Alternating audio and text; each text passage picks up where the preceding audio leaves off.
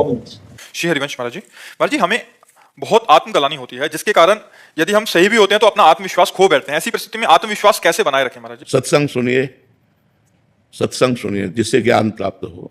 अज्ञान के कारण गलत काम भी हो जाते हैं और अज्ञान के कारण सत्य वस्तु का ज्ञान ना होने पर हमें संशय बना रहता है। तो यदि हम शास्त्र स्वाध्याय करें और सत्संग करें तो हमें ज्ञान प्राप्त हो जाए, तो असत आचरण भी ना हो और असत संकल्प भी ना बने, सही पे आनंद का अनुभव हो, गलत में प्रायश्चित हो, हृदय जले, तो हम सही हो जाएंगे। हमें सत्संग की अत्यंत आवश्यकता है। दो प्रकार से सत्संग होता है, एक साधु के मिलने पर सत्संग होता है और एक शास्त्रों से सत्संग होता है। गीता प्रेस की बहुत छोटी छोटी पुस्तिकाएं हैं, उनको खरीद लीजिए, उनको पढ़िए जिससे आपका ज्ञान प्रकाश हो। संतों के वचन सुनिए जिससे आपका ज्ञान प्रकाश हो। उसी ज्ञान से अज्ञान का नाश होता है। अज्ञान का नाश होते ही गलत आचरण बंद हो जाते हैं। जब हृदय पवित्र होता है तो पवित्र हृदय में विश्वास होता है।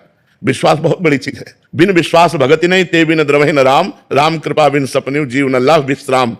जीव न लह विश्राम, जीव को जो आनंद और विश्राम मिलता है वो भगवान की कृपा से मिलता है और भगवान की कृपा भक्ति से मिलती है और भक्ति विश्वास से होती है और विश्वास संत वचनों और शास्त्रों के श्रवण पठन से जागृत होता है। डॉक्टर प्रियंका जी, श्री हरिवंश महाराज जी आप कह रहे हैं कि आप एक डॉक्टर हैं और जब भी हमसे कोई गलती हो जाती है जो हम करना नहीं चाहते, मतलब उद्देश्य नहीं था, बट उसकी जिम्मेदारी जो मरीज है उसके परिवार वाले हम पे डाल देते हैं, ऐसे में क्या हमें पाप लगेगा? क्योंकि आप पे है। मरीज का पूरा जीवन आपको समर्पित होता है। जब आप ऑपरेशन थिएटर पर ले जाते हैं तो सिर्फ आप उसके जिम्मेवार होते हैं। उसके ना परिवार का कोई होता है ना उसका कोई प्रिय संबंधी होता है। आप ही उसके माता पिता, भगवान, प्रिय संबंधी, सब कुछ आप है। तो आपकी पूरी जिम्मेवारी होती है कि आपसे कोई प्रमाद ना होने पावे, कोई गलती ना होने पावे, और फिर नहीं बचता है तो फिर आपका उसमें कोई दोष नहीं है, क्योंकि आप कोई भगवान नहीं हो कि आप उसको बचा लेंगे। आपका प्रयास पूरा होना चाहिए। उस प्रयास में अगर प्रमाद है तो आप अपराधी हैं, यहां ना सही तो भगवान के दरबार में अपराधी हैं, क्योंकि वो मरीज का पूरा जीवन आपके हाथ में होता है।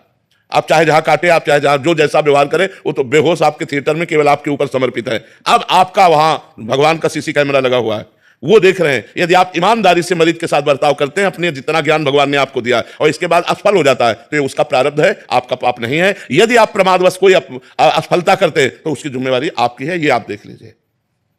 ललित मोहन शर्मा जी, लखनऊ से। राधे राधे महाराज जी भगवान ने मेरा जन्म किस लिए किया है? कि अब आगे जन्म ना हो, इसके लिए क्या करें? इस मनुष्य जन्म दिया है साधन धाम मोक्ष कर द्वारा, और पाई न जे परलोक सम्हारा, सो परत्र दुख पावई, सिर धुनि धुनि पछताए, काल ही कर्मे ईश्वरे मिथ्या दोष लगाए। बहुत बढ़िया अवसर दिया है। खूब राधा राधा जप करके अपना कल्याण कर लो, अपना मंगल कर लो। अगर मनुष्य जन्म प्राप्त करके केवल लड़का बच्चा, परिवार, मोह ममता इसी में समय व्यतीत कर दिया तो फिर आए हम मनुष्य जन्म में है साधन धाम, साधना करने के लिए, मोक्ष प्राप्ति के लिए, भगवत प्राप्ति के लिए हमें मनुष्य जन्म मिला है। यदि हम नाम जप करें, अच्छे आचरण करें, परिवार समाज की सेवा करें तो हम मुक्त हो जाए।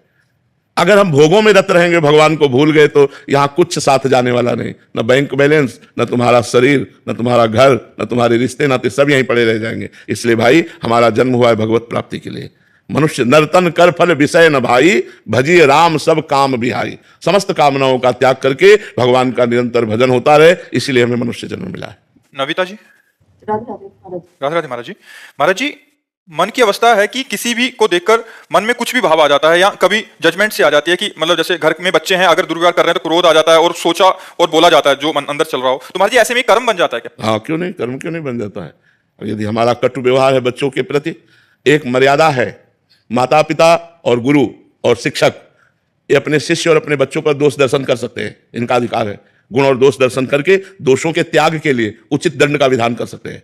जैसे गुरु है अपने शिष्य पर, माता पिता है अपने बच्चों पर, उनका दोष निवारण करने के लिए दंड विधान कर सकते हैं। इसके अलावा अगर आपने अपना स्वभाव ऐसा बनाया कि हर बार में क्रोध, हर बार में, तो आप अपने स्वभाव के अनुसार कर्म कर रहे हैं, फिर उसका आपको परिणाम भोगना पड़ेगा। हमें क्रोध करने का नाटक करना है, लेकिन थोड़ी देर में हमारा हृदय शीतल है, उसको आशीर्वाद दे रहा है और उसको फिर बुलाकर देखो, समझ रहे हो ना।